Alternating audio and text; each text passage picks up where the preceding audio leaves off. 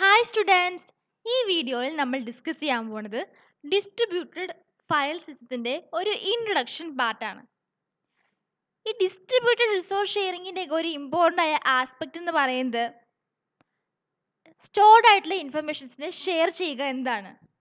ഈ web surveys ഒക്കെ ഒരു റിസ്ട്രിക്റ്റഡ് ആയിട്ടുള്ള ഡേറ്റ ഷെയറിംഗ് പ്രൊവൈഡ് ചെയ്യുന്നു. അതായത് ഇപ്പം ഒരു സെർവറിൽ ഒരു ഫയൽ സിസ്റ്റം ഉണ്ടാകും. ആ ഫയൽ സിസ്റ്റത്തിൻ്റെ അകത്ത് ഫയൽസ് ലോക്കലി സ്റ്റോർ ചെയ്തിട്ടുണ്ടാവും. ഇതിനെയൊക്കെ ഇൻ്റർനെറ്റിലൂടെ ക്ലയൻസുകൾക്ക് അവൈലബിൾ ആക്കുന്നു. അപ്പോൾ ഒരു ലോക്കൽ നെറ്റ്വർക്ക് അല്ലെങ്കിൽ ഒരു ഇൻട്രാനെറ്റ് അവിടെ ഫയൽസിനെയൊക്കെ ഷെയർ ചെയ്യാനുള്ള റിക്വയർമെൻറ്റ്സ് എന്ന് പറയുന്നത് ഒരു സർവീസിലേക്ക് ലീഡ് ചെയ്യുന്നു.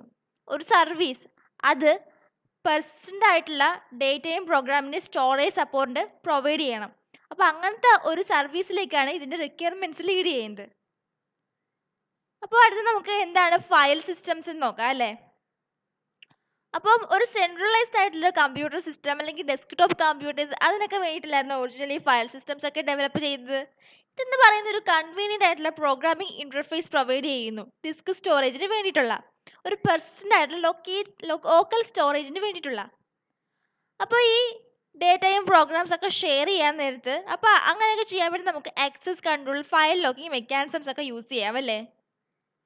ഡിസ്ട്രിബ്യൂട്ടഡ് ഫയൽ സിസ്റ്റം ഇതെന്ന് പറയുന്നത് പ്രോഗ്രാമിനെ എനേബിൾ ചെയ്യുന്നു. ആ പ്രോഗ്രാമിനെ റിമോട്ട്ലി അല്ലെങ്കിൽ ലോക്കലി നമുക്ക് ഫയൽസിനെ സ്റ്റോർ ചെയ്യുകയും ആക്സസ് ചെയ്യാൻ വേണ്ടിയിട്ടുമുള്ള ഒരു പ്രോഗ്രാമിനെ ഡിസ്ട്രിബ്യൂട്ടഡ് ഫയൽ സിസ്റ്റം എനേബിൾ ചെയ്യുന്നു.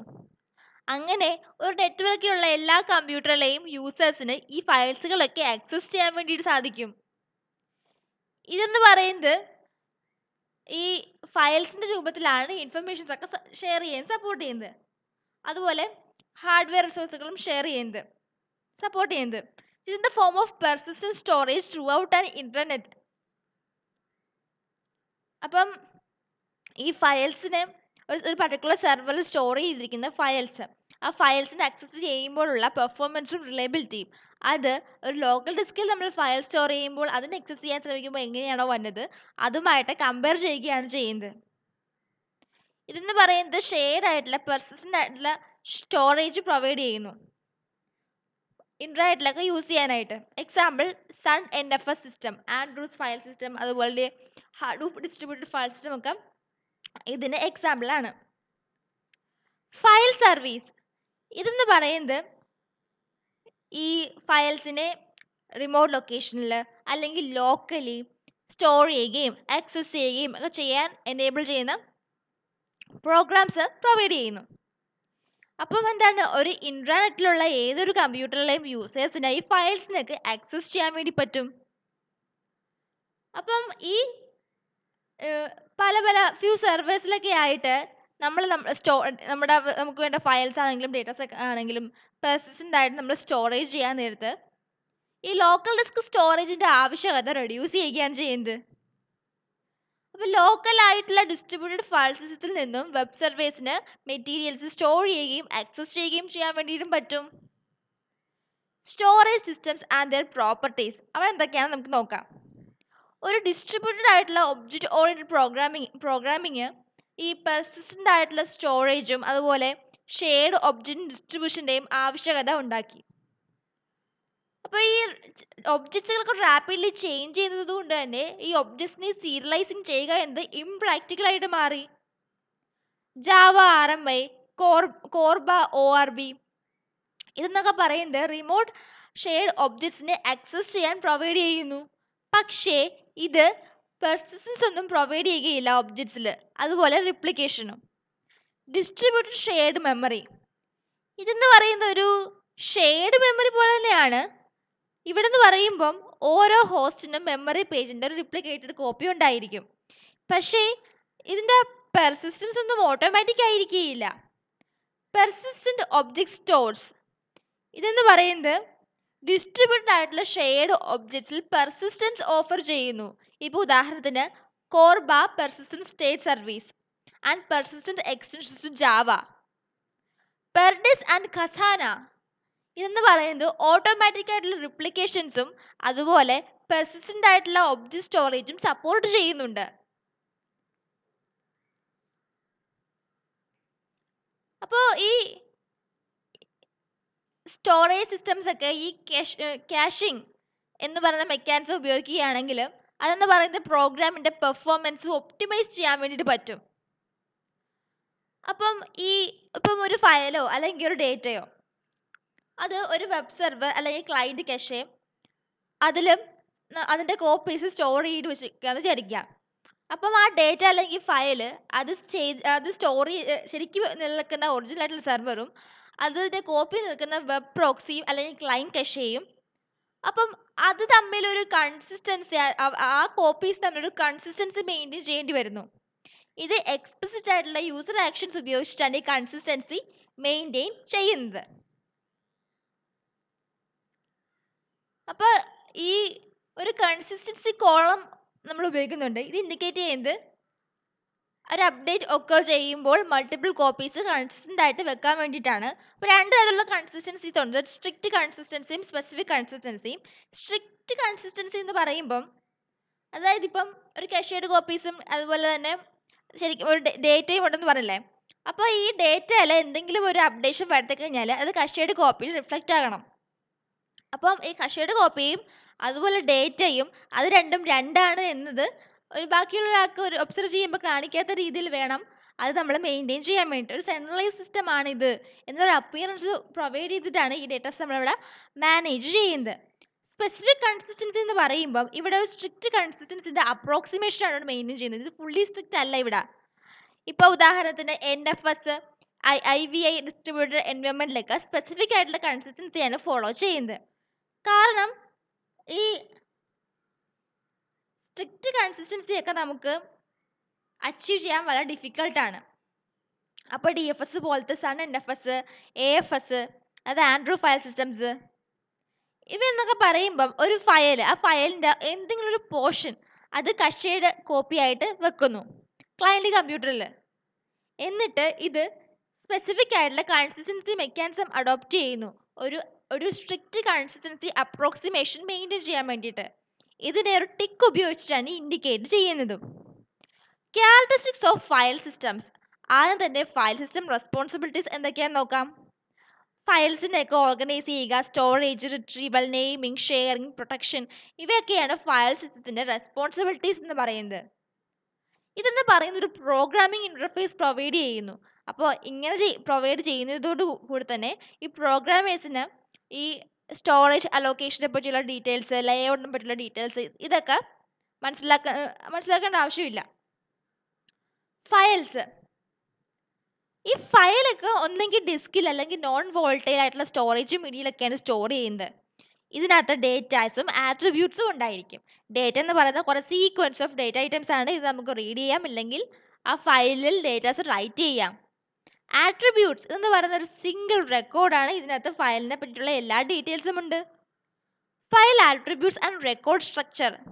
റെക്കോർഡ് സ്ട്രക്ചർ എന്ന് പറയുമ്പം അതിനകത്തുള്ള ആട്രിബ്യൂട്ട്സ് ആണ് ഫയലിൻ്റെ length, time stamp, file type, owner's identity, access control list എന്നിവയൊക്കെ.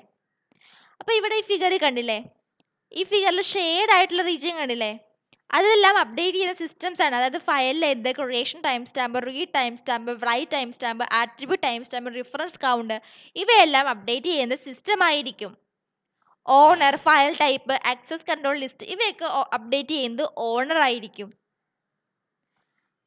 ഇനി അപ്പം ഫയൽ സിസ്റ്റംസ് ഡിസൈൻ ചെയ്തിരിക്കുന്നത് large number of files store ചെയ്യാൻ വേണ്ടിയിട്ടാണ്. അതുപോലെ ഫയൽസിനെ ക്രിയേറ്റ് ചെയ്യുക, ഡിലീറ്റ് ചെയ്യുക, ഫയൽ നെയിമിംഗ് ചെയ്യുക. അപ്പോൾ നെയിമിംഗ് സപ്പോർട്ട് ചെയ്യുന്നതിന് ഡയറക്ടറീസ് നെയിമിംഗ് ചെയ്യാൻ സപ്പോർട്ട് ചെയ്യും. ഡയറക്ടറി എന്താണ്? അപ്പോൾ ഡയറക്ടറി എന്ന് പറയുന്നത് ഒരു സ്പെഷ്യൽ ഫയലാണ്. ഇതെന്ന് പറയുന്നത് ഒരു ടെക്സ്റ്റ് നെയിംസിൻ്റെ ഇൻറ്റേർണൽ ആയിട്ടുള്ള ഫയൽ ഐഡൻറ്റിഫയേഴ്സുമായിട്ടുള്ള ഒരു മാപ്പിംഗ് പ്രൊവൈഡ് ചെയ്യുന്നു. അങ്ങനെ പ്രൊവൈഡ് ചെയ്തൊരു സ്പെഷ്യൽ ഫയലാണ് ഡയറക്ടറി എന്ന് പറയുന്നത്. ഇതിനകത്ത് ഒരു ഹൈറാർക്കിക്കൽ ഫയൽ സ്കീമിലെ പല നെയിം ഓഫ് അതർ ഡയറക്ടറീസ് ഇതിനകത്ത് ഇൻക്ലൂഡ് ചെയ്തിട്ടുണ്ട്. ഫയൽ സിസ്റ്റത്തിൻ്റെ അകത്ത് മറ്റ് ഫയൽസിനെ കൺട്രോൾ ചെയ്യാനുള്ള ആക്സസ്, അതുപോലെ മറ്റ് ഈ യൂസേഴ്സിൻ്റെ ഓതറൈസേഷൻ അനുസരിച്ച് ഫയൽ ആക്സസ് റിസ്ട്രിക്റ്റ് ചെയ്യുക ആക്സസിനെ, അതുപോലെ ടൈപ്പ് ഓഫ് ആക്സസ് റിക്വസ്റ്റ് ചെയ്യുക, അപ്പോൾ ഇത് കൺട്രോൾ ചെയ്യുകയും ഈ ഫയൽ സിസ്റ്റംസ് ചെയ്യും. അടുത്ത ടേമാണ് മെറ്റാ ഡേറ്റ. ഫയലിനെ പറ്റിയിട്ടുള്ള ഒരു അല്ലെങ്കിൽ ഫയൽ സ്റ്റോർ ചെയ്യുന്ന ഒരു എക്സ്ട്രാ ഇൻഫർമേഷൻ ആണ് മെറ്റാ ഡേറ്റ എന്ന് പറയാം. ഫയൽസിനെ മാനേജ് ചെയ്യാൻ വേണ്ടിയിട്ടാണ് ഇത് ഉപയോഗിക്കുന്നത്. ഇതിനകത്ത് ആട്രിബ്യൂട്ട്സ്, ഡയറക്ടറീസ് അതുപോലെ പല പെർസിസ്റ്റന്റ് ആയിട്ടുള്ള ഇൻഫർമേഷൻസും ഉണ്ട് ഫയൽ സിസ്റ്റംസ് ഉപയോഗിക്കുന്ന തരത്തിലുള്ള. ഫയൽ സിസ്റ്റം ആർക്കിടെക്ചർ ഇതെന്ന് പറയുന്ന ഒരു ലെയർഡ് സ്ട്രക്ചറാണ്. ഓരോ ലെയറും അത് താഴത്തെ ലെയറിനെ ഡിപ്പെൻഡ് ചെയ്യുന്നു.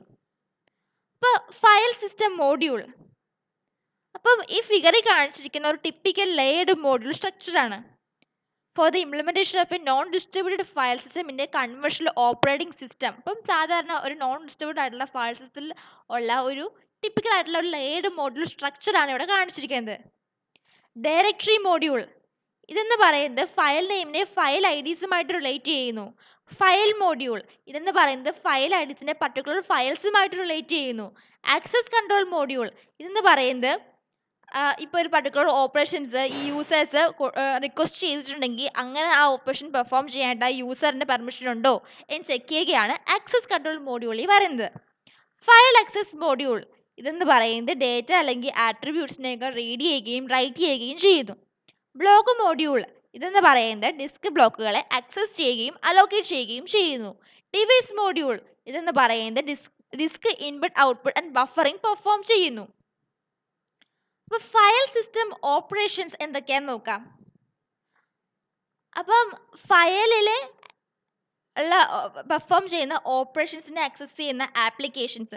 അപ്പോൾ എങ്ങനെയാണ് ഈ ആപ്ലിക്കേഷൻസ് ഫയൽസിൻ്റെ ഓപ്പറേഷൻസ് പെർഫോം ചെയ്യുന്നത്? ഈ സിസ്റ്റം കോൾസ് ഉപയോഗിച്ചിട്ടാണ് അല്ലേ? കേർണലിൽ വൈ ലൈബ്രറി പ്രൊസീജിയർ. അപ്പോൾ ഈ യുണീക്സ് ഓപ്പറേഷൻസ് ഒക്കെ ആണെങ്കിൽ ഇവിടെ ഒരു നമ്മുടെ ഫയൽസിന് വേണ്ടിയിട്ട്, അതായത് ഇവിടെ എന്ന് പറയുമ്പം in Unix operations some file state information is stored by the file system for each running program. അപ്പോൾ ഇവിടെ എന്ന് പറയുമ്പം ഓരോ റൺ ചെയ്യുന്ന പ്രോഗ്രാമിനും വേണ്ടിയിട്ട് ഈ ഫയൽ സിസ്റ്റം ഒരു ഫയൽ സ്റ്റേറ്റ് ഇൻഫർമേഷൻസ് സ്റ്റോർ ചെയ്യുന്നുണ്ട്. ഇതിനകത്ത് കുറേ list of currently opened files ഉണ്ട് with a read write pointer to each. ഇതെന്ന് പറയുന്നത് ഫയലിൽ ഒരു പൊസിഷനെ കാണിക്കാൻ വേണ്ടി ഉപയോഗിക്കുന്നത്. അതായത് ഇപ്പം നെക്സ്റ്റ് ഏത് ഓപ്പറേഷനാണ് അപ്ലൈ ചെയ്യേണ്ടത് അല്ലെങ്കിൽ ഏത് റീഡ് ഓർ റൈറ്റ് ഓപ്പറേഷനാണ് അപ്ലൈ ചെയ്യേണ്ടത് കാണിക്കാൻ വേണ്ടിയാണ് ഈ പോയിന്റേഴ്സ് ഉപയോഗിക്കുന്നത്. യുണിക്സ് ഫയൽ സിസ്റ്റംസ് ഒരു ആക്സസ് കൺട്രോൾ ഫയൽസിന് വേണ്ടി അപ്ലൈ ചെയ്യുന്നുണ്ട്. ഇത് യൂസേഴ്സിന് റൈറ്റ് ചെക്ക് ചെയ്യുന്നു. മാത്രമല്ല and using the mode of access requested, ഏത് രീതിയിലുള്ള ആക്സസ് മോഡാണ് അവിടെ ആവശ്യമുള്ളത്, അതുപോലെ യൂസേഴ്സിന് ഈ ഓപ്പറേഷൻസ് അല്ലെങ്കിൽ ഈ ഫയലിൽ ആക്സസ് ചെയ്യാൻ വേണ്ടിയിട്ട് റൈറ്റ് ഉണ്ടോ എന്നൊക്കെ ചെക്ക് ചെയ്യാൻ വേണ്ടിയിട്ട് Unix file systems access control mechanism apply ചെയ്യുന്നു ഫയൽസിൽ. അപ്പോൾ അടുത്തത് distributed file system requirements efficiency. ഈ ഡിസ്ട്രിബ്യൂട്ടഡ് ഫയൽ സിസ്റ്റത്തിൻ്റെ ഇമ്പോർട്ടൻ്റ് ആയ ഗോൾ എന്ന് പറഞ്ഞാൽ ലോക്കൽ ഫയൽ സിസ്റ്റം എത്രത്തോളം പെർഫോം ചെയ്യുന്നു അത്രത്തോളം പെർഫോമൻസ് ഈ ഡിസ്ട്രിബ്യൂട്ടഡ് ഫയൽ സിസ്റ്റവും ചെയ്യണം എന്നതാണ്. അപ്പം അതിൽ പലതരത്തിലുള്ള കമ്പോണൻസ് പറയുന്നുണ്ട്. Transparency, concurrent file updates, file replication, consistency, fault tolerance, hardware and OS heterogeneity, security, efficiency. അപ്പോൾ നമുക്കറിയാം ഈ ഡിസ്ട്രിബ്യൂട്ടഡ് ഫയൽ സിസ്റ്റത്തിൽ ഈ ഫയൽ സർവീസുകൾ എന്നൊക്കെ പറഞ്ഞാൽ ഹെവിലി ലോഡഡ് സർവീസുകളായിരിക്കും. കാരണം ഇൻ്റർനെറ്റിലല്ല ഇത് ഉപയോഗിക്കുന്നത്. അതുകൊണ്ട് തന്നെ ഇതിൻ്റെ ഫങ്ഷണാലിറ്റിയും പെർഫോമൻസും ക്രിറ്റിക്കലാണ്. അപ്പം നമുക്ക് ഈ ഡിസ്ട്രിബ്യൂട്ടഡ് ഫയൽ സിസ്റ്റത്തിന് ആവശ്യമായ റിക്വയർമെൻറ്റ്സിനെ പറ്റിയിട്ട് ഡീറ്റെയിൽ ആയിട്ട് നോക്കാം അല്ലേ. First one is transparency. അപ്പോൾ ഇവിടെ നിന്ന് പറയുമ്പോൾ ഒരു ഫയൽ സർവീസിനെ ഡിസൈൻ ചെയ്യുക, അത് പലതരത്തിലുള്ള ട്രാൻസ്പെറൻസി റിക്വയർമെൻറ്റ്സ് ഡിസ്ട്രിബ്യൂട്ടഡ് സിസ്റ്റത്തിന് വേണ്ടിയിട്ടുള്ള പലതരത്തിലുള്ള ട്രാൻസ്പെറൻസി റിക്വയർമെൻറ്റ്സിനെ സപ്പോർട്ട് ചെയ്യുന്നു. അപ്പം ഈ ട്രാൻസ്പെറൻസി എന്ന് പറയുമ്പം ഈ കറണ്ട് ഫയൽ സർവീസസ് ഒന്നെങ്കിൽ പാർഷ്യലി അല്ലെങ്കിൽ ഹോൾലി അഡ്രസ്സ് ചെയ്യുന്നു. ആക്സസ്, അപ്പോൾ ക്ലയൻറ്റ് പ്രോഗ്രാംസ് അൺഅവെയർ ആയിരിക്കും ഈ ഡിസ്ട്രിബ്യൂഷൻ ഓഫ് ഫയൽസിനെ പറ്റിയിട്ട് എപ്പോഴും. അപ്പം അതായത് ഒരു ലോക്കലി സ്റ്റോർ ചെയ്യുന്ന ഫയലാണെങ്കിലും റിമോട്ട്ലി സ്റ്റോർ ചെയ്യുന്ന ഫയൽസ് ആണെങ്കിലും അതിനെ ആക്സസ് ചെയ്യാൻ സിംഗിൾ സെറ്റ് ഓഫ് ഓപ്പറേഷൻസ് ആണ് ഉപയോഗിക്കുന്നത്. അപ്പം ഈ ലോക്കൽ ഫയൽസിനെ ഓപ്പറേറ്റ് ചെയ്യാൻ വേണ്ടി എഴുതിയിരിക്കുന്ന പ്രോഗ്രാം ഉപയോഗിച്ചിട്ട് അതിൽ ഒരു മോഡിഫിക്കേഷൻസും വരുത്താതെ തന്നെ റിമോട്ട് ഫയൽസിനെ ആക്സസ് ചെയ്യാനും പറ്റണം. ലൊക്കേഷൻ, അപ്പോൾ ഇവിടെ നിന്ന് പറയുമ്പം ഒരു ക്ലയൻറ്റ് പ്രോഗ്രാംസ് എപ്പോഴും ഒരു യൂണിഫോം ആയിട്ടുള്ള ഫയൽ നെയിം സ്പേസ് വേണം കാണാൻ. അതായത് ഇപ്പോൾ ഒരു ഫയൽ അല്ലെങ്കിൽ ഒരു ഗ്രൂപ്പ് ഓഫ് ഫയൽ നമ്മൾ റീലൊക്കേറ്റ് ചെയ്യുമ്പോൾ അതിൻ്റെ പാത്ത് നെയിം അതുപോലെ തന്നെ അതൊന്നും ചേഞ്ച് ചെയ്യാൻ വേണ്ടി പാടില്ല. അതുപോലെ തന്നെ യൂസർ പ്രോഗ്രാംസ് അതിനെ എക്സിക്യൂട്ട് ചെയ്യാൻ നേരത്തെ ഒരു സെയിം നെയിം സ്പേസ് വേണം അതെപ്പോഴും കാണാനായിട്ട്. അടുത്ത ട്രാൻസ്പെറൻസിയിൽ വരുന്ന കൺസെപ്റ്റാണ് മൊബിലിറ്റി. ഓട്ടോമാറ്റിക്കായിട്ട് ഈ ഫയലിനെ റീലൊക്കേഷൻ ചെയ്യുന്നത് പോസിബിൾ ആണ്. അതായത് ഈ ക്ലയൻറ്റ് പ്രോഗ്രാം അല്ലെങ്കിൽ സിസ്റ്റം അഡ്മിൻ ടേബിൾ ക്ലയൻറ്റ് നോട്ട്സിലുള്ള അത് ചേഞ്ച് ചെയ്യേണ്ടി വരരുത് ഈ ഫയൽസ് മൂവ് ചെയ്യാൻ നേരത്ത്. അപ്പോൾ അങ്ങനെ വരുമ്പോൾ ഈ ഫയൽസിൻ്റെ മൊബിലിറ്റി അലോ ചെയ്യുകയും അതുപോലെ തന്നെ അങ്ങനെ ഫയലിൻ്റെ മൊബിലിറ്റി അലോ ചെയ്യുന്നു സിസ്റ്റം അഡ്മിനിസ്ട്രേറ്റർ അല്ലെങ്കിൽ ഓട്ടോമാറ്റിക്കലി ആയിട്ട്. പെർഫോമൻസ്. അപ്പം ഇവിടെ നിന്ന് പറയുമ്പം നമ്മുടെ ലോഡ് സിസ്റ്റത്തിലുണ്ടാകുന്ന ലോഡിൻ്റെ റേഞ്ച് കൂടുകയോ കുറയുകയോ ഒക്കെ ചെയ്യാൻ നേരത്തെ ക്ലയൻറ്റ് പ്രോഗ്രാം സാറ്റിസ്ഫാക്ടറി ആയിട്ട് പെർഫോമൻസ് നടക്കണം അവിടെ. സ്കെയിലിംഗ്. ഇവിടെ നിന്ന് പറയുമ്പം ഇവിടെ പറയുന്നത് ഇതാണ്, ലോഡ് കൂടുക അല്ലെങ്കിൽ നെറ്റ്വർക്ക് സൈസ് കൂടുക. അങ്ങനെ ആകുമ്പം സർവീസിനെ എക്സ്പാൻഡ് ചെയ്യാൻ വേണ്ടി പറ്റണം. Concurrent file updates. ഇതെന്ന് പറയുമ്പം ഒരു ഫയലിൽ എന്തെങ്കിലും ഒരു ചേഞ്ച് വരുത്തി ഒരു ക്ലയൻറ്റ്, അപ്പം മറ്റ് ക്ലയൻറ്റ് അതേ ഫയലിൽ ആക്സസ് ചെയ്യുകയോ അത് എന്തെങ്കിലും ഓപ്പറേഷൻസ് പെർഫോം ചെയ്യാൻ വന്നാൽ അത് ആദ്യം പറഞ്ഞ ക്ലയൻറ്റ് എന്തോ ചേഞ്ച് വരുന്നു പറഞ്ഞില്ല, അവരെ അതിനെ ഇൻ്റർഫിയർ ചെയ്യാൻ പാടില്ല. അപ്പോൾ ഇതിനെയാണ് നമ്മൾ കൺകറൻസി കൺട്രോൾ എന്ന് പറയുന്നത് അല്ലേ. അപ്പോൾ ഈ ഷെയർഡ് ആയിട്ടുള്ള ഡേറ്റയിൽ കൺകറൻസി കൺട്രോൾ കൊണ്ടുവരിക എന്നത് ഒരു കോസ്റ്റ്ലി ആയിട്ടുള്ള മെക്കാനിസമാണ്. അപ്പം ഈ യുണിക്സ് ഇപ്പോൾ ഇങ്ങനെ കൊണ്ടുവരാൻ വേണ്ടിയിട്ട് യുണിക്സിൻ്റെ സ്റ്റാൻഡേർഡ്സ് ആയിട്ടുള്ള record level locking, file locking ഒക്കെ നമുക്ക് വേണമെങ്കിൽ ഉപയോഗിക്കാം. File replication. അപ്പോൾ ഇവിടെ നിന്ന് പറയുമ്പോൾ ഫയൽ സർവീസ് ഈ വ്യത്യസ്ത ലൊക്കേഷനുകളിലായിട്ട് ഒരു സ്പെസിഫിക് ഫയലിൻ്റെ മൾട്ടിപ്പിൾ ഐഡൻറ്റിക്കൽ കോപ്പീസ് മെയിൻറ്റെയിൻ ചെയ്യുന്നുണ്ട്. അപ്പോൾ ഇതിൻ്റെ അഡ്വാൻറ്റേജ് എന്ന് പറയുന്നത് ഇത് ലോഡ് ഷെയറിംഗ് എനേബിൾ ചെയ്യുന്നു. അതായത് മൾട്ടിപ്പിൾ സർവീസുകൾ കൊടുക്കാൻ നേരത്ത് അവർക്ക് എല്ലാവർക്കും ഈ ഡേറ്റ പല സ്ഥലത്ത് നമ്മൾ റിപ്ലിക്കേറ്റ് ചെയ്ത് സ്റ്റോർ ചെയ്തിരിക്കുമല്ലേ.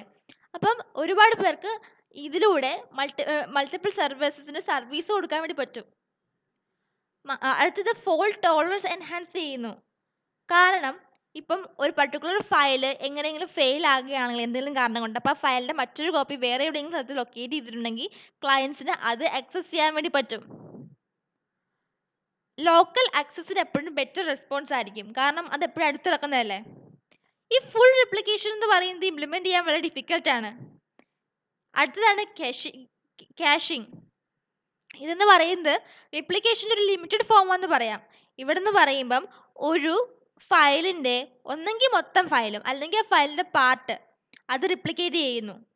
ഇത് കൂടുതൽ ബെനിഫിറ്റ്സ് പ്രൊവൈഡ് ചെയ്യുന്നുണ്ട്. Hardware and OS heterogeneity. ഇവിടെ നിന്ന് പറയുമ്പം ഈ സർവീസുകൾ ആക്സസ് ചെയ്യുന്നത് ഈ ഏതെങ്കിലും ഒരു ഓപ്പറേറ്റിംഗ് സിസ്റ്റം അല്ലെങ്കിൽ ഹാർഡ്വെയർ പ്ലാറ്റ്ഫോമിൽ റൺ ചെയ്യുന്ന ക്ലയൻസുകളായിരിക്കും. അപ്പോൾ ഇതെന്ന് പറയുന്നത് ഡിഫറെൻറ്റ് OS ഉപയോഗിക്കുന്ന file systems of different OS ഇതിൻ്റെ ഡിസൈനുമായിട്ട് കമ്പാറ്റബിൾ ആയിരിക്കണം. അടുത്തതാണ് സർവീസ് ഇൻ്റർഫേസ്. ഇതെന്ന് പറയുന്നത് ഒരു ക്ലയൻറ്റും സെർവർ സോഫ്റ്റ്വെയറും അത് ഡിഫറെൻ്റ് ആയിട്ടുള്ള ഓപ്പറേറ്റിംഗ് സിസ്റ്റത്തിലും കമ്പ്യൂട്ടേഴ്സിലും ഇംപ്ലിമെൻറ്റ് ചെയ്യാൻ സാധിക്കണം. Next is fault tolerance.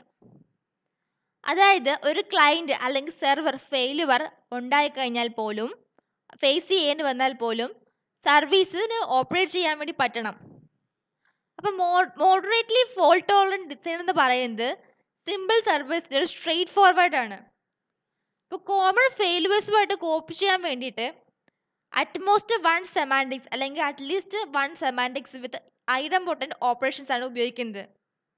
അപ്പോൾ ഇങ്ങനെ വരുമ്പം ഈ ഡ്യൂപ്ലിക്കേറ്റഡ് ആയിട്ട് റിക്വസ്റ്റുകൾ വല്ലതും വരികയാണെങ്കിൽ ഇതൊരിക്കലും ഫയൽസിനെ ഇൻവാലിഡ് ആയിട്ട് അപ്ഡേറ്റ് ചെയ്യുകയില്ല. സെർവേഴ്സ് എല്ലാം സ്റ്റേറ്റ്ലെസ് ആണ്. അതുകൊണ്ട് തന്നെ നമുക്ക് ഈ കണക്ഷൻസ് ഒക്കെ അല്ലെങ്കിൽ റിക്വസ്റ്റ് ഒക്കെ വരാൻ നേരത്തെ അത് നമുക്ക് കണക്ഷൻസ് തന്നെ റീസ്റ്റാർട്ട് ചെയ്യാം അല്ലെങ്കിൽ സർവീസ് റീസ്റ്റോർ ചെയ്യാം. എന്തെങ്കിലും ഫെയിലിയർ ഉണ്ടായി കഴിഞ്ഞാൽ പ്രീവിയസ് സ്റ്റേറ്റിലേക്ക് റിക്കവർ ചെയ്യേണ്ട ആവശ്യങ്ങളൊന്നും ഇപ്പോൾ ഇവിടെ വരത്തില്ല. അടുത്തത് ഇപ്പം ഡിസ്കണക്ഷൻ്റെ ടോളറൻസ് അല്ലെങ്കിൽ സെർവർ ഫെയിലുവർ ടോളറൻസ്. അപ്പോൾ ഇവിടെ നിന്നൊക്കെ പറയുമ്പം ഇങ്ങനെ ടോളറൻ്റ് ആകണമെങ്കിൽ ഇവിടെ ഫയൽ റിപ്ലിക്കേഷൻ ഉണ്ടെങ്കിൽ പെട്ടെന്ന് ഫോൾട്ട് ടോളറൻ്റ് ആയിക്കോളും. കാരണം പക്ഷേ ഇതെന്ന് പറയുന്നത് ഫയൽ കൂടുതൽ റിപ്ലിക്കേറ്റ് ചെയ്യുക എന്ന് പറയുന്നത് അത് അച്ചീവ് ചെയ്യാൻ ഡിഫിക്കൽട്ടാണ്. ഇപ്പം നമ്മൾ സർവീസ് റിപ്ലിക്കേറ്റ് ചെയ്യുകയാണെങ്കിൽ ഒരു സെർവർ ക്രാഷ് ആയാൽ പോലും അത് ഓപ്പറേറ്റ് ചെയ്തോളും. Next is consistency. ഇവിടെ എന്ന് പറയുമ്പോൾ യുണിക്സ് ഒരു 1 കോപ്പി അപ്ഡേറ്റ് സെമാൻറ്റിക്സ് ഓരോ ലോക്കൽ ഫയലിൻ്റെ ഓരോ ഓപ്പറേഷൻസിനും ഓഫർ ചെയ്യുന്നുണ്ട്. ഇതെന്ന് പറയുന്ന ഒരു മോഡലാണ്. ഇത് ഫയലിന് ഒരു കൺകറൻ്റ് ആയിട്ടുള്ള ആക്സസ് പ്രൊവൈഡ് ചെയ്യുന്നു. അപ്പോൾ ഇവിടെ എന്ന് പറയുമ്പം ആ പർട്ടിക്കുലർ പ്രോസസ്സിനെ ആക്സസ് ചെയ്യുന്ന എല്ലാ ഫയൽ കണ്ടൻസും ഇല്ലെങ്കിൽ ഒരു or updating a given file are those that they would see if only a single copy of file contents existed. അപ്പോൾ ഇവിടെ നിന്ന് പറയുമ്പം ഇപ്പം എല്ലാ പ്രോസസ്സും ആക്സസ് ചെയ്യുന്ന ഫയൽ കണ്ടൻറ്റ് അല്ലെങ്കിൽ ഒരു പർട്ടിക്കുലർ ഫയലിനെ അപ്ഡേറ്റ് ചെയ്യാൻ നേരത്ത് അത് ഒരു കോപ്പി ആയിട്ടേ ഇരിക്കുന്നുള്ളൂ. ചിലപ്പോൾ അതിൻ്റെ മറ്റൊരു കോപ്പി ആയിരിക്കും അത് ആക്സസ് ഉപയോഗിക്കുന്നത് ഒരു പ്രോസസ്സ്. പക്ഷേ എങ്കിലും അത് ഒറ്റ കോപ്പി എന്ന രീതിയിലായിരിക്കും പ്രോസസ്സിന് നോക്കിയാൽ കാണത്തുള്ളൂ.